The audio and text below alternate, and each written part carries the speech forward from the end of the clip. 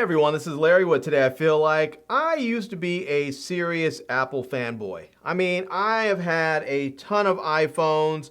I have a number of MacBooks and MacBook Pros. I have a number of iPads, but I kind of just hate Apple now. And I'm going to tell you why. Even though this phone might be an okay phone, you probably shouldn't buy it. Let's jump into it. All right, let's go ahead and jump into the first reason why I hate the iPhones now. And that is because Apple has started, I believe with the iPhone 14s, this whole anti-consumer thing of eSIMs only. Now, some people say, oh, I love eSIM. It makes it easy to load a SIM card on there if I'm going, overseas, or if I want to put a separate data plan on my phone. And it's okay for that. It does work for that. But it also makes it much more difficult if you simply want to switch phones. So if you decide, hey, I want to switch to an Android phone, it just makes it that much more difficult because now you have to transfer your SIM over. Oftentimes that requires contacting your carrier, and then sometimes there's a wait period. It can be a few minutes or it can be a few hours. It can even be several days. And the whole eSIM only thing is just anti-consumerism. Now, if you buy an Android phone of pretty much any ilk, you're going to have both a physical SIM card and eSIM in there as well. Even with the iPhones, if you buy your iPhone in a different country outside of the United States, you can go up to Canada or you can go down to Mexico, go to Europe, Asia, wherever, you're still going to get a physical SIM card in your iPhone. But here in the US, Apple wants to be anti-consumer.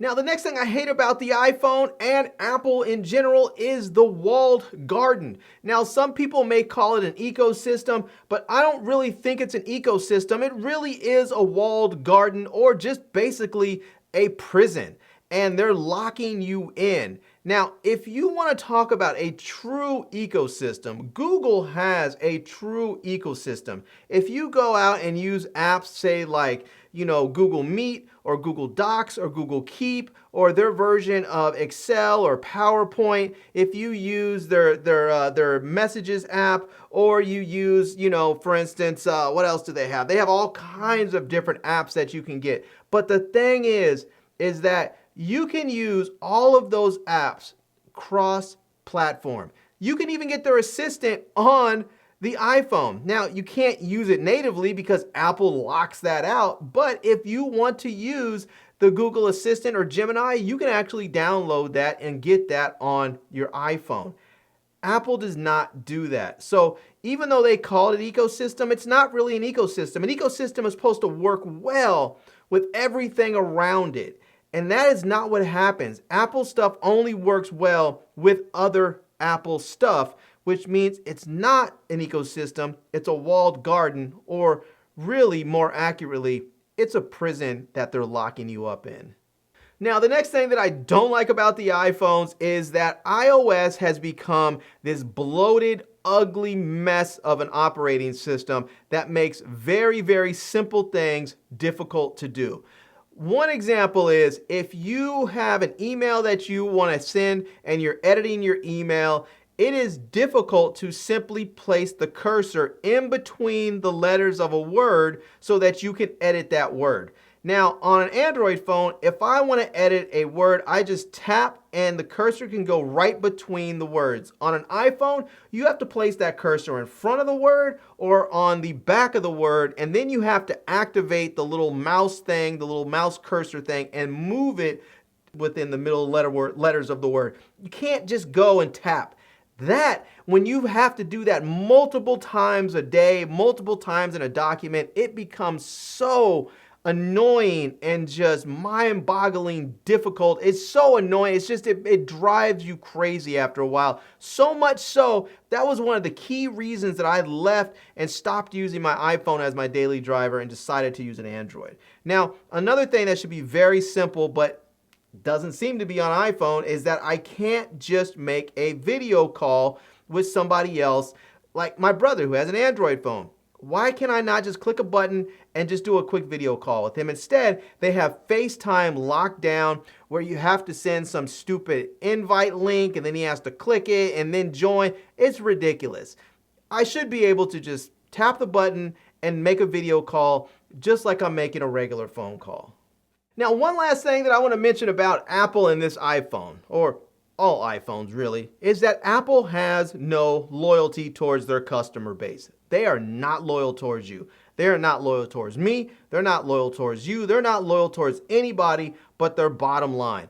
And I'll tell you why I say that. This phone, this is the iPhone 16 Pro Max, 1 terabyte. This phone, if you buy it full retail, $1,599. $1,600 for this phone. What happens is when you get a new iPhone coming out and you want to trade this in, they're going to give you less than half the value of this phone towards a trade-in. Less than half. Now, if you bought an iPhone 15 Pro Max and you spent basically $1,500 for this phone, this 1 terabyte version phone, they're only going to give you about $650 towards this phone. Crazy. Now, I have a Samsung Galaxy Z Fold 6. That phone, I have a 1 terabyte version of that phone. That phone, the 1 terabyte version, right now costs $2,259. It is even more expensive than this phone. I spent less on that phone than on this one. And why? Because I had a Galaxy S23 Ultra and they gave me $900 of trade-in value plus like another $250 of other sort of discount incentives. And on top of that, I was able to get my veterans discount. I got that on here too, but I got my veterans discount. I ended up saving more money on that phone than I actually spent on it. And that's what loyalty looks like. Samsung is saying, hey, if you rock with us, we rock with you. You buy our phones and you want to stick with us, we're going to make sure that you can afford to stick with us by giving you really good trade-in values. Apple just gives you the middle finger and just says, we don't really care what you do. You're just going to give us your money. So here, we'll give you a little chump change towards that expensive phone. And then you can go spend a whole lot more on a new one that looks exactly the same and functions exactly the same. Well, there you go. Those are some reasons why I basically just hate Apple and the iPhone right now. And I am not going to be buying another one of these anytime soon. I bought the 14 Pro Max. I skipped the 15 Pro Max and I said I'll get the 16 Pro Max when it came out. I have it so I can review some cases. I'll review the cameras.